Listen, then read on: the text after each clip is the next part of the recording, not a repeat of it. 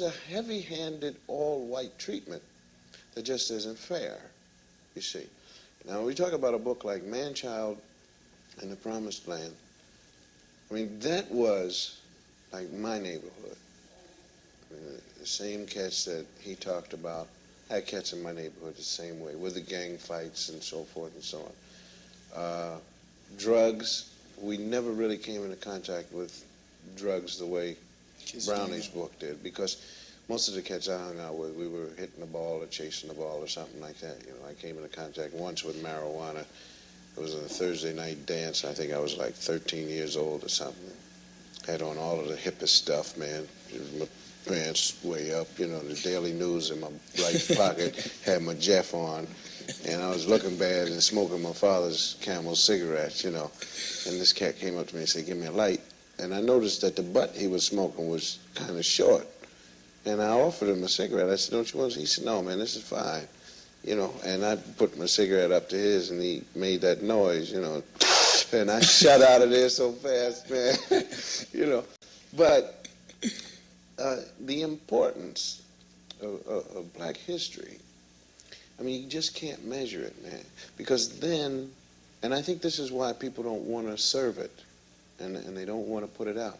Because then most people will really realize that we have done something, you know, as a group. When they say we, I include all of us, man.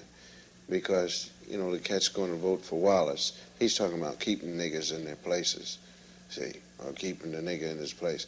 He's not talking about everybody except Bill Cosby. No, he's jealous because Bill Cosby's got some bread, too. Yeah. He's jealous because Harry Belafonte's got 2 Cadillacs or whatever.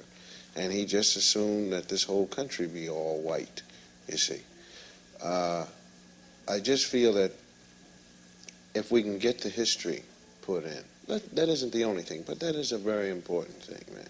And it's an example of the racism and bigotry that exists in this country. Right. Because look at how harmless it is, you see, to say that a certain person did something and they did this and so forth and so on, and make it a part of an exam, but they refuse to do it.